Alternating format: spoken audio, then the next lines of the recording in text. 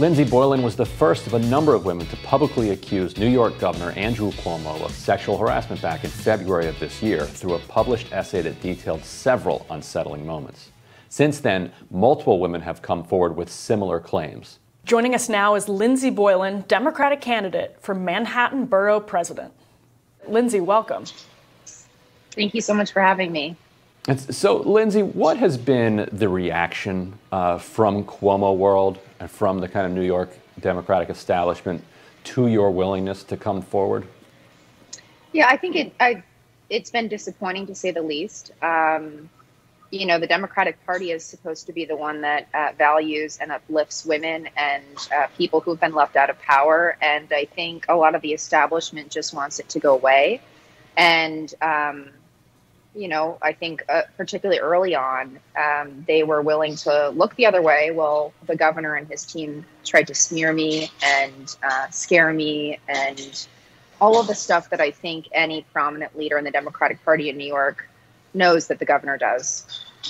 So is it a matter of proximity to power? Is it his friendships? What is it, you know, in your experience, as you've sort of gone through this entire process and picked up what you've picked up from people just socially and professionally, what is it that makes so many people protect Andrew Cuomo? Is it his long-standing friendships in the Democratic community in the state? What is it?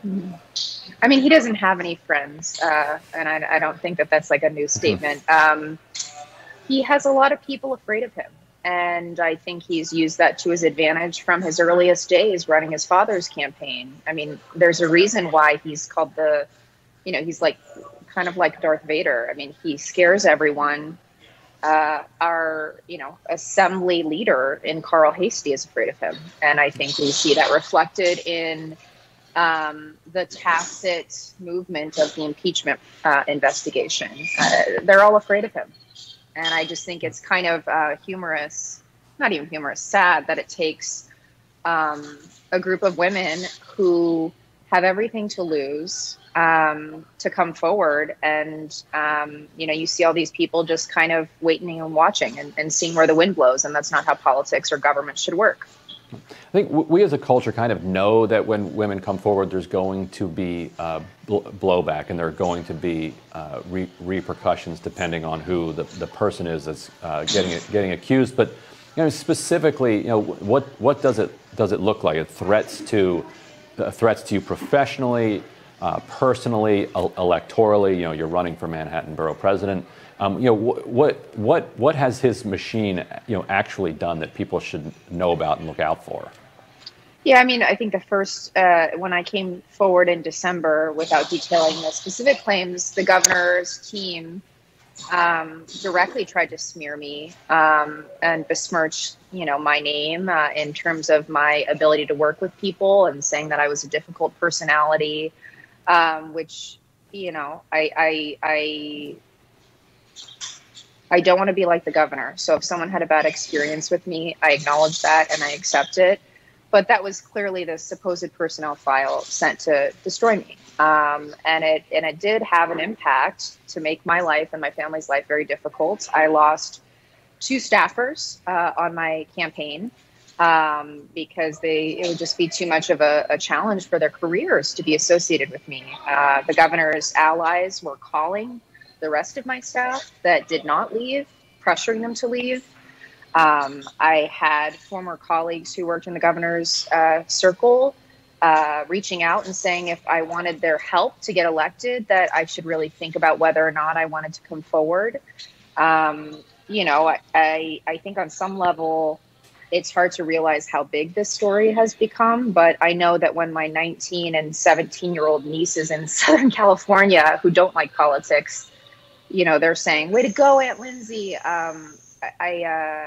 It's hard to kind of understand how big the story has gotten, but I think it's an age-old story. And frankly, I'm just lucky that all of these tactics that this really abusive man and his team have used have not worked. And I think that does say something about the moment that we're in. I mean, think about the privilege I have to come forward and not be destroyed by it. I mean, I think many women I know and are related to me have had these kinds of experiences throughout their lives, but it's just now that we're pushing back against what that means for us, that it's That's not our fault. That's what I wanted to ask about. I mean, that's one of the biggest question marks that lingers over the entire Cuomo career is, why now? And they have one story about what your motivations might be that I'm sure they're shopping all over Albany and all over the state.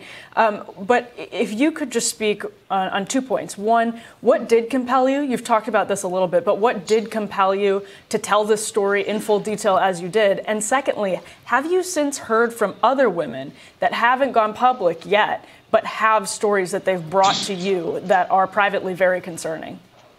Yes, I would suspect that because of the process of the Attorney General's investigation in particular, that there are several instances of women's stories that don't need to be publicly shared. They don't need to be identified in the same way in order to contribute to the investigation. And I know that to be true. And I think that's good. I mean, not everyone should have to go through this. Frankly, not everyone has the privilege I have of the ability to withstand this. And just on the first point, I came forward. It was a combination of two things at once. I think on some level, I was always trying to communicate the story. I had tweeted that this was a toxic environment in general for women, but I hadn't gotten to specific. And just before I did get specific, I had talked about working for Cuomo in this administration as the worst job I ever had. And, just that it was toxic. And at that point, because it got some press in early December, a young woman reached out to me and said, "Thank you so much for speaking out. It was a toxic world for me, and I was sexually harassed."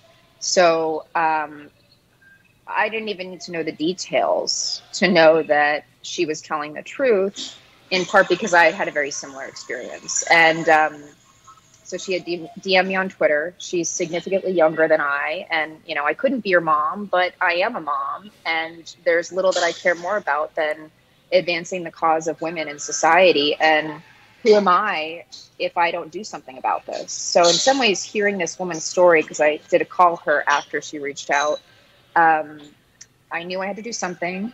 And I felt more sympathy for myself. Like, there are things I couldn't fix or prevent. And I think that was so difficult for me to accept, that there was this abusive person that everyone saw being abusive with me and did nothing about.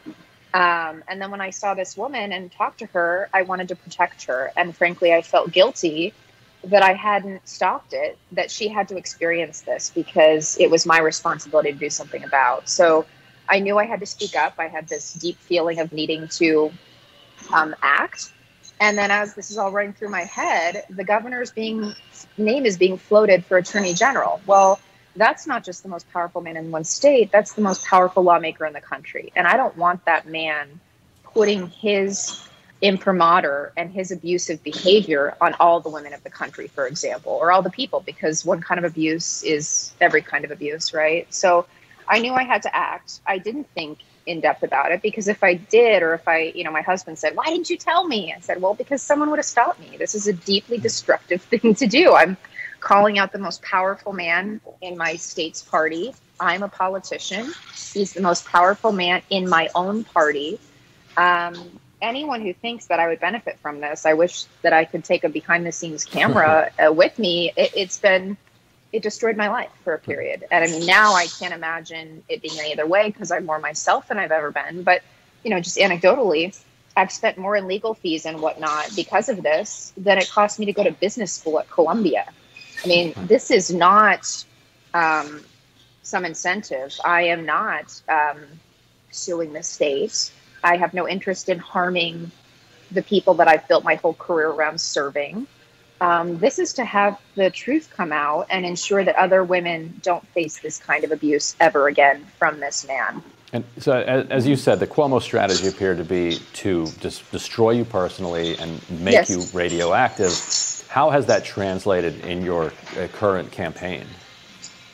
Yeah, I think, initially I came forward with these allegations without detailing them. And you may remember, Ryan, that I said to people, I'm not interested in talking to press, because I really wasn't.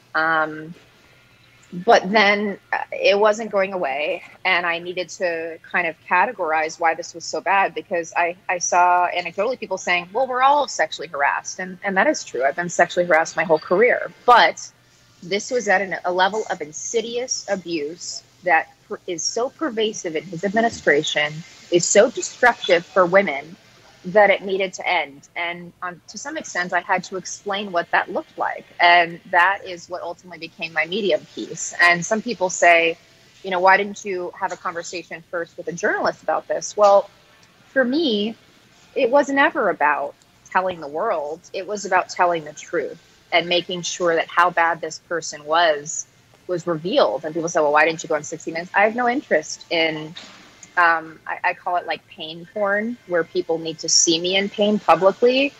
I have an interest in seeing this stop. And the more press it's gotten, the more I think it relates to how pervasive this is in all of society. So I am now in a position where I very much want to reflect something that would help other women. And, I have this Women for Cuomo, which is a very small number of people, I think.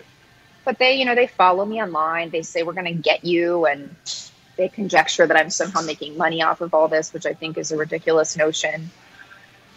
We are still at a place in society where to come forward about being victimized in this way is tremendously taboo. And that's really unfortunate. I mean, if this happens to me with all of my respective privilege and opportunity that I've had, I've been lifted up above every woman in my family. Think about what happens to women in every kind of workplace in this country. It has to change. I'm proud that I'm able to be in a position to do that. And it was really touch and go to your question about the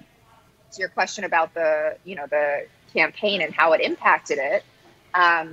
But I think now people see it as a way that I've been truth telling, and that it's reflective of being what I call a progressive, which is not accepting the establishment, the corruption, the way of doing business that benefits oneself and is self-dealing. And that's what I'm about. So in a way, it's been the best way to communicate myself, even though it was very unintentional, very painful for myself, my family, and I think hard for the campaign staff initially, because we didn't know what to do with this. And, the initial inclination would be, oh, let's get her on every news show. But as you mentioned, I'm not really interested in that. I'm interested in talking about, urban planning, or how what I'm doing is speaking truth to power, and my hope that it changes things for other women. Now, before we go, I'm sure a lot of the viewers are familiar with the contours of the allegations, and you wrote about them in detail. But how does Andrew Cuomo treat women? In your experience, what does Andrew Cuomo's treatment of women look like in practice on a specific level? How does he treat women? Women are tools to advance his own power and interests. And I can tell you that if he finds a woman attractive and he has control over her schedule, meaning she works for him and she interacts with him regularly, then they have faced this kind of abuse. That's how pervasive it is. That's how destructive it is. And that's how wrong it is. So, when I came forward, I had to do it knowing that I may be the only one. But on some level, the fact that so many women have come forward, despite the fact that he's so powerful, shows how pervasive this abuse is. I mean, I was just trying to think of women who I maybe had overlapped with, and I said, would he find them attractive in all likelihood? Or are they, someone that he would be attracted to? And did they work for him? And I zeroed in on women who had, been harassed by him. I mean, it was that pervasive. And think about how damaging that is. I mean, for women in society, and it's consistent with his MO. I mean, to prevent a progressive woman from beating him in the governor's race, he created a women's equality party, which has nothing to do with women's equality. To prevent coverage of his nursing home death scandal, he offered and how he benefited from it in a $5 million fee for publishing. He did a $5 million lottery for people to get vaccinated. I mean, it's all about obfuscation. It's all about self-dealing. He is all about enriching his own power, and he will use whatever avenue to do that. And I think one thing that I think is very redeeming is it's a group of women who have had everything to lose who are saying no more. It's not these leaders at a national level who have pushed on this. It's not our Carl Hastie. I do think Andrea Stewart Cousins has been a good leader on this on the whole. And it's young women even in the legislature, like Alessandra Biaggi, Yuli New, Julia Salazar, who have been most on the front lines, Gustavo Rivera as well, supporting us, and Ron Kim, of course, I mean, first and foremost. I think it's showing a lot of leadership from our current elected to say, I don't want to live this way. And a lot of this abuse and toxicity and corruption is symptomatic of everything wrong with New York's politics. People who want to learn more about that Women's Equality Party story should Google the WEQ, Women's Equality Party, and Andrew Cuomo. It's completely unbelievable. One of the most cynical things ever done in politics. Yes. Lindsey Boylan joining us from a coffee shop in New York City. Thank you for being canvassing. Here. Yes, canvassing. Thank you for being here. Thank you for sharing your story. More rising. Thank you both. More rising after this.